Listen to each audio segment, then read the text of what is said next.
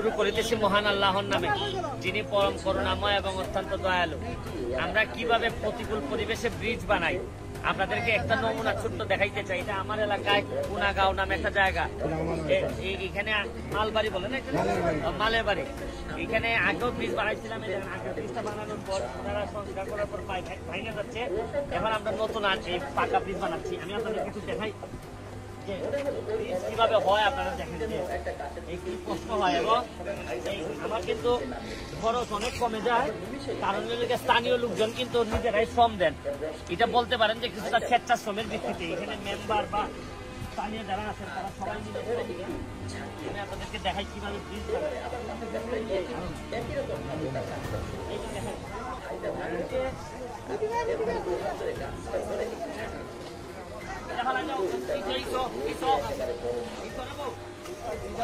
দেখেন। এই পিলারটা বানাইতে এত কষ্ট হইতেছে যে চার থেকে খালি পানি উঠে যায়। আমরা বাদ দিচ্ছি কি এই পিলার গুলা হয়ে গেছে, এই পাশের পিলার গুলা হয়ে গেছে। দেখা আসো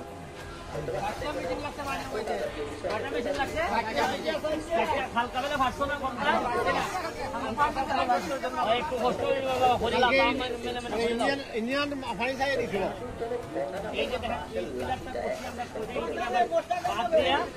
এখানে আবার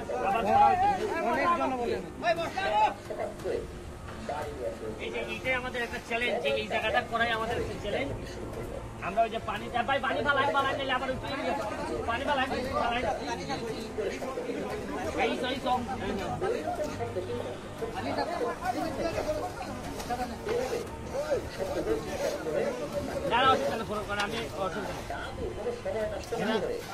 আমি আর একটু বয়স হয়ে গেলে আর এই কাজগুলো হয়তো পারবো কিনা কতটুকু খেয়ে যাবে।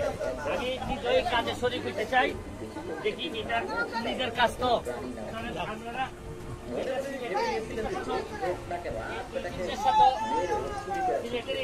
এই জিনিসটার সাথে পরিচিত করাই দিই।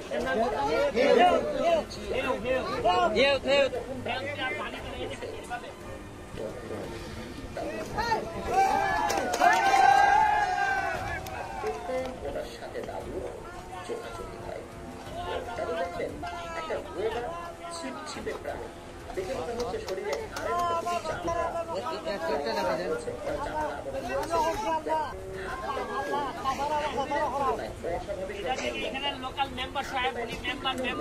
বিশিষ্ট কাজে নামছেন, এটা আমাদের জন্য একটা বড় পাওয়া। সবাই যদি এভাবে নেমে যায়, শুনেন, ঘুষাঘুষি করা যায়, অনেক কিছু করা যায়, অনেক কথা বলা যায়, কিন্তু নিজের মানুষের জন্য কাজ করতে পারাটা এটা অন্যরকম একটা ব্যাপার। আজকে যে শুক্রবার, আজকে একটু পরে ফুটবল খেলতে যাব, কিন্তু এর আগে কাজে শরীর হইতে পারতেছি, এটা আমাদের জন্য একটা বড় পাওয়া। আমি সবার জন্য সবার কাছে দোয়া চাই এবং সবাই মিলে বাংলাদেশটারে একটা সোনার বাংলা বানাইতে চাই। আর দেখেন এখানে আমরা একটু দেখাই দাও দেখি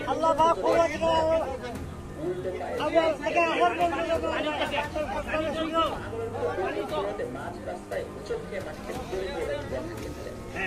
কাছাকাছি যে বাড়িগুলো ছিল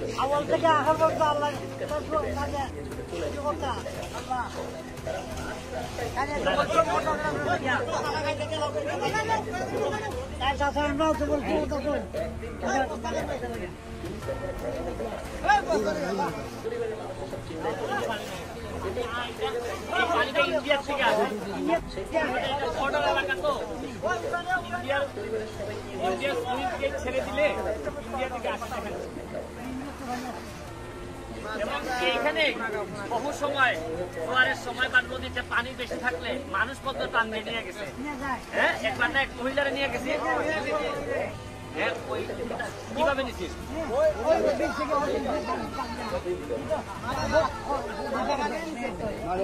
আপনি ব্রিজ দেওয়ার পরে এক মহিলা আমরা দইটা নিচ্ছি না, ওইপরে আপনার আবার আপনি কি পেয়া দেবো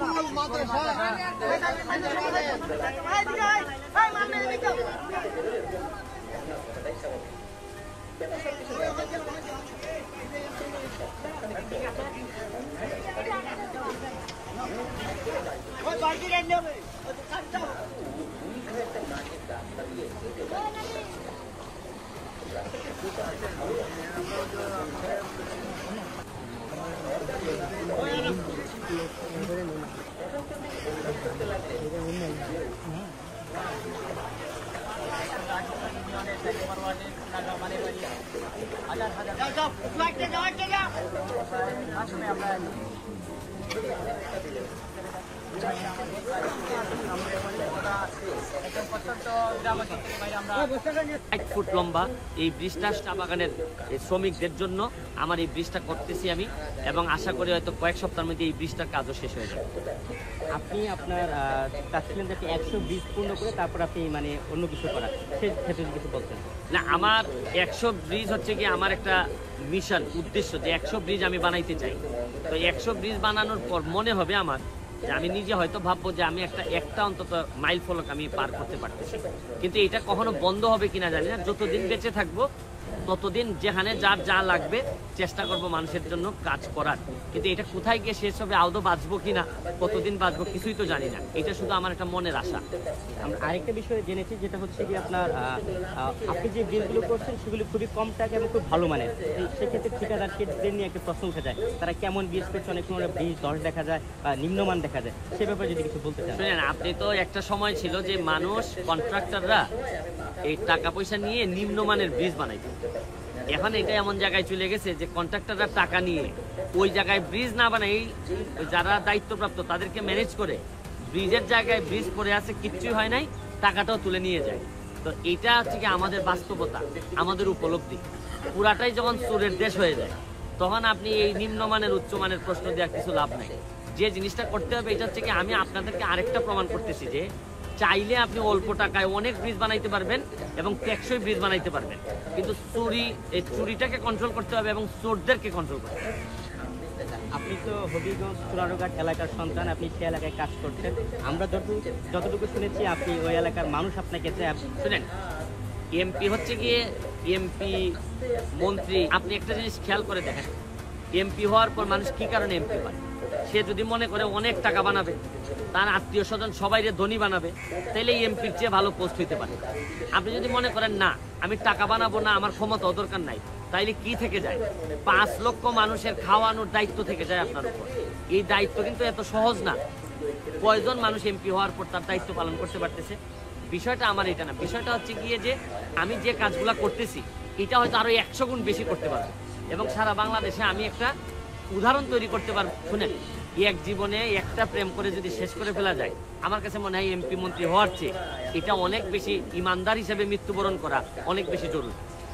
আমি আপনাদের বলি, নির্বাচন আসবে, 350 জন এমপি হয়তো হবে, কিন্তু মানুষ যতদিন পর্যন্ত সৎ না হবে, আপনি 500 এমপি বানাইলো এই দেশ বঙ্গবন্ধু সোনার বাংলা হবে।